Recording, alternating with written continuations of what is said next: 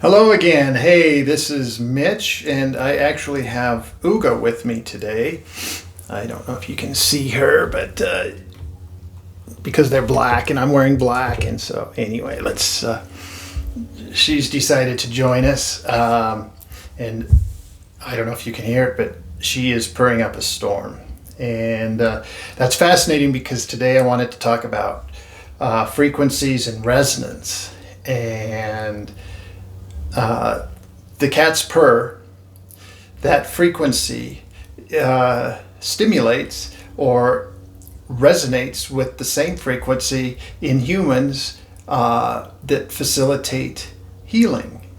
So I don't know if any of you have a healing practice or have worked or attended a healing session where there's a cat that just will not leave you alone and wants to be near you or on you.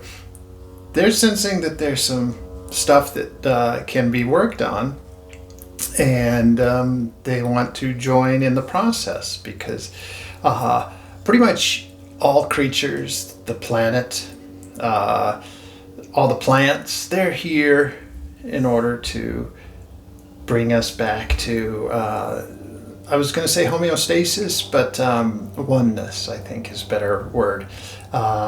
Synchronization. So frequency, resonance is, I feel like that is part and parcel of what this manifestation is. And then, we get in ourselves, if we can manage our frequency, figure out what our baseline is and maintain that, we will do far better in our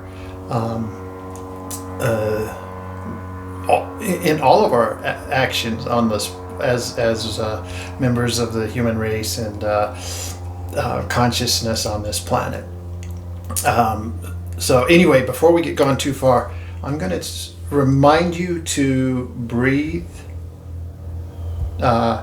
what I call, in a way that I call the basic breath, and that is always in and out, only through the nose, mouth closed.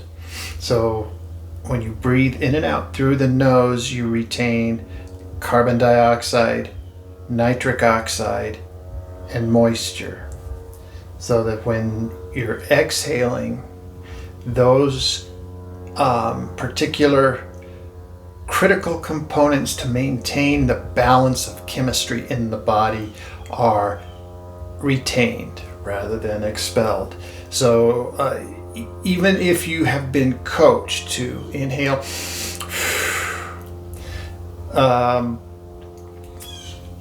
that is only for, in my practice, is for very specific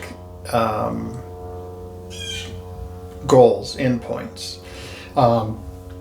When we are trying to tune our frequency, our personal frequency, let's do only the nose breathing, and let's keep our chemistry in alignment with where we're trying to go, where we want to go, in order to achieve our own personal frequency, or a ideal frequency for ourselves. And so let's talk a little bit about that. What is our own frequency? What's our own personal frequency? Well, we are individuals' consciousness, and we come with a whole series of tendencies and ideas that want to be presented and to mix with the collective consciousness. And so when we find and dial in our frequency, we are able to better contribute all of what we have. And in fact, the entire mixture of what is all of collective consciousness syncs up with us far better. And that includes the animals, the plants, the earth itself, the entire solar system, the galaxy, it all resonates. And when we sync up our frequency, it's resonating in harmony with all that is. But let's finish the basic breath. In and out through the nose. We want to exhale longer than our inhale. Again, this is part of the chemistry. The chemistry of exhaling longer than inhales helps us to retain or turn off the adrenal and cortisol response from the sympathetic nervous system. So our sympathetic is high in this culture. We live in an industrialized culture. It's far from where this nervous system was created, how it evolved. Only in the past couple hundred years have we been, exposed to the kinds of media and overwhelming mind stuff that we have. And what that's done is it's turned the mind into the one who is more in charge, maybe not so much in charge, but more of the one that wants to be in charge, or the one that is more dominant. So we're in a mind dominant culture, and that mind is pushing our awareness into the future, into the past, into minor or extreme emergencies that are happening all around, across the globe. And so our focus is diffused, and so our frequency is also mirroring this lack of focus. And if we can bring our focus back inside, back to ourselves, then we can actually contribute what we need to contribute what we were designed to contribute, what this incarnation, whatever you came here to be, can do a better job of it. The other piece of my basic breath, we're still talking about that basic breath, is tongue to the roof of the mouth. Tongue to the roof of the mouth is that first little point of our vagus nerve, comes out at the roof of the mouth, behind the eyes, and then down outside the process behind the ears where the jaw connects. And so we're activating that at a very early point. What we're trying to do is consciously turn up the parasympathetic while bringing down the sympathetic. The sympathetic keeps us in a state of alertness and potentially agitation. It also keeps us more firmly rooted in the amygdala, whereas the parasympathetic helps us to move up into the hippocampus and the prefrontal. By being aware and mindful, we can keep ourselves in a better chemical balance or reduce stress. When we're in the amygdala, the chemicals are cortisol, adrenaline, and dopamine. And so it's that addiction, and that's where the mind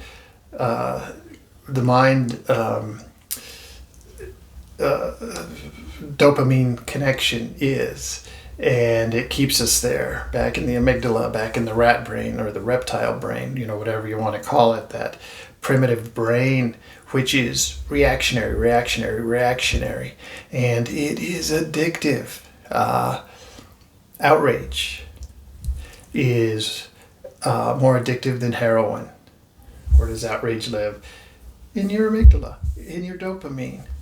Boom, boom, boom, boom. You're just getting hits of dopamine, and you can't stop it. That's doom scrolling at its absolute base.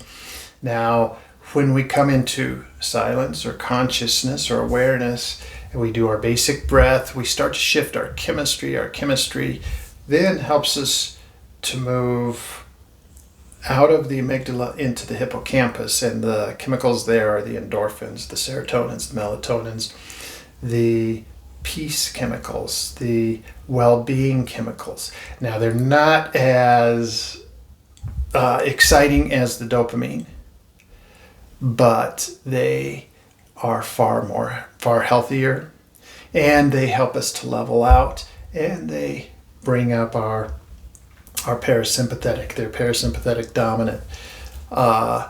So anyway, another thing about nose breathing is it stimulates diaphragm breathing.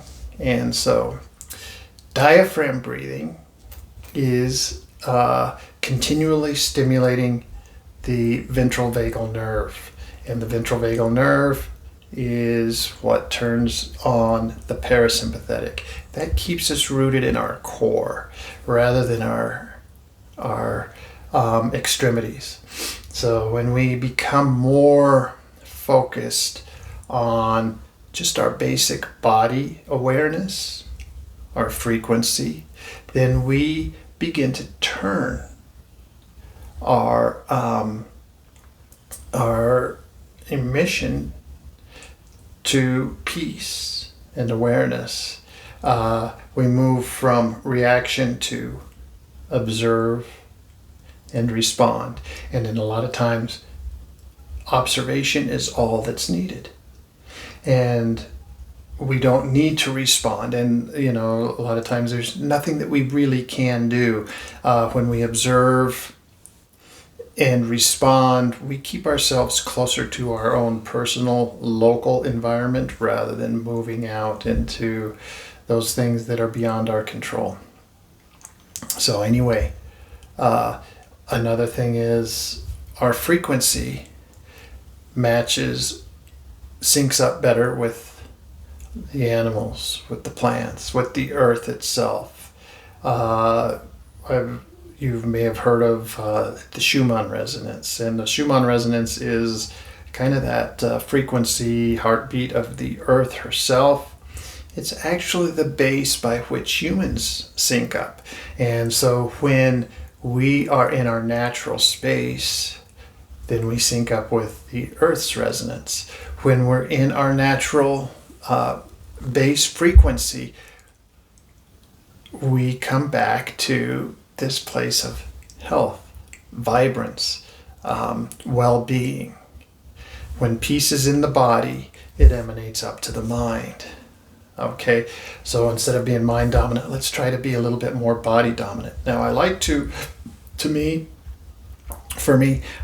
try to keep or maintain a little bit of focus or awareness at the solar plexus, right here at the base of the sternum, and kind of in the middle, and that's because that is where the diaphragm comes in contact with the ventral vagal nerve and helps to continually stimulate that awareness of well-being and keeping that balance, that sympathetic down and the parasympathetic in charge, or the parasympathetic at least balanced, because you do need to have that sympathetic nervous system to do things, to act and to move.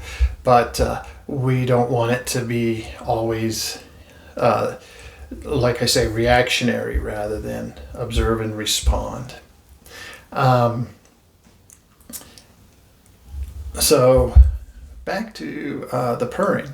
In my previous videos, we've done a lot of humming and the humming breaths.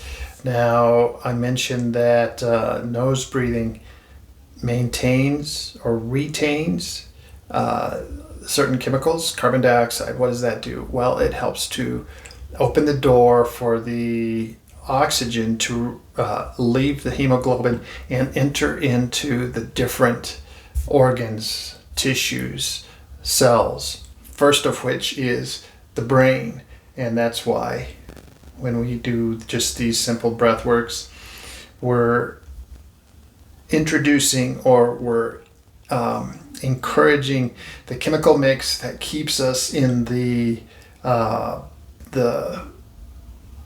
hippocampus, out of the amygdala, in the hippocampus and the prefrontal, where we have that better balance and we have more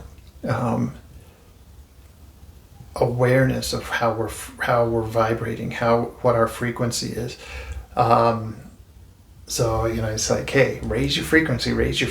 How do we do that? And let's just do it by, first off, having a little bit more basic body awareness, maintaining this interior space and making that the predominant space rather than the thinkingness.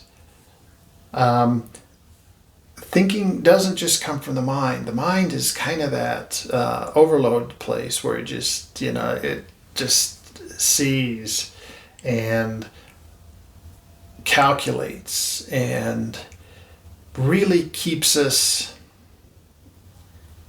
outside of our body if we're only in the mind, where we want to become more rooted in the body, know who we are, what we feel, what we're feeling. And as we do that, then we can contribute our gift to the world in a much better way, simply by vibrating. So you're in a room and somebody who is very angry walks in.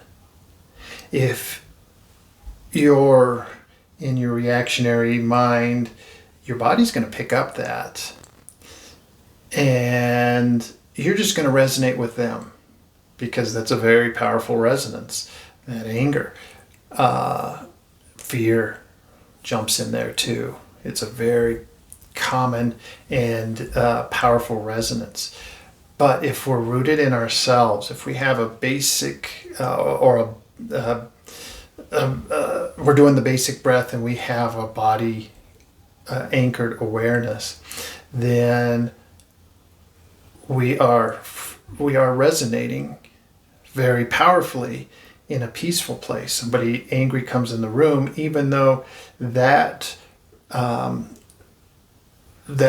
frequency may be very powerful, because we are so rooted in this deeper frequency, they can't help but resonate with us eventually. If they feel the need, and oftentimes they do, they want to stay in that amygdala, their reaction will be to leave. They can't stay in the same space with you, because they're reactionary, you're observant and responsive. Now, in my other videos, we've talked about the 4-to-1 information flow, and there's, for every 4 messages that the body has, the brain only has 1 answer. And so the brain is oftentimes giving us the wrong answer. And so if we come into, we call it mindfulness, but it really is body-based awareness, then we're not sending as many messages up to the brain. We're keeping those messages down here because the body is already saying, guess what? It's okay. In fact, the body is sending to the brain, it's okay. I'm calm. It's okay. Safety. So we've tuned our own frequency to that. So this is why meditation is critical, because when you sit in meditation, we oftentimes, most times, start by just following the breath in and out. When we follow the breath, diaphragm awareness becomes paramount, because we feel that diaphragm doing its thing. And when that diaphragm is doing its thing, it's sitting there stimulating the ventral vagal nerve, the parasympathetic, and the safety response. It's okay to regulate the internals.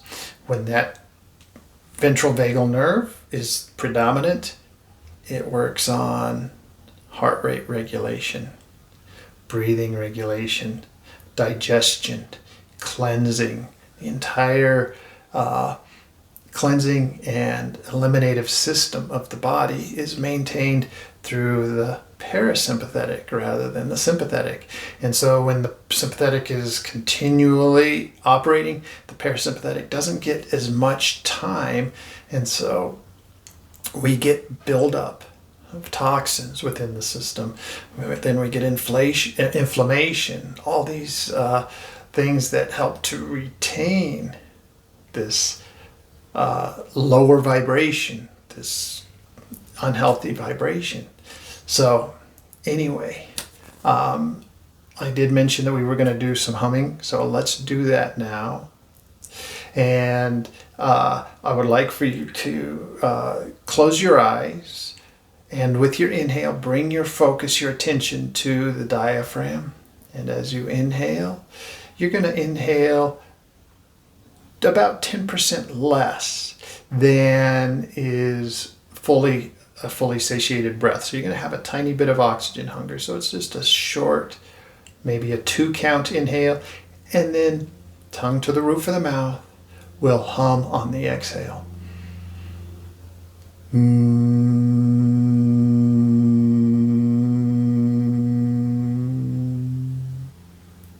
And you'll notice simply by humming, your exhale is far longer than your inhale, because, well, you can look at my previous videos why that is. But that is going to really shift your frequency. So your morning meditation, I would highly, highly recommend stepping outside for a few moments, even if it's cold. Get some direct sunlight. Sync up with the resonance of the of the sun, and bring with you a glass of water. Allow the frequency of the sun to come into the water. Maybe even add some gratitude, some thanks, some appreciation for being part of this amazing illumination. And then when you have a moment, come back. If you're going to sit outside, great. If you're going to come back in, find your space, and maybe just 5 or 10 minutes of inhale. And if you feel so led, do the humming exhale. Is there any wonder why the ancient monks spent so long humming and chanting Om, or chanting? And you'll see in my previous videos I talked about my teacher, who when I first started going, I had to, first off, we did a little bit of yoga, but then we did the meditation, and we did the pranayamas, and we did the chanting. We chanted the entire Yoga Sutras of Patanjali every single day, and sometimes we would mix it up and chant parts of the Bhagavad Gita or parts of the different Vedas, the Upanishads. But nonetheless, we spent a lot of time chanting, and a lot of that chanting is simply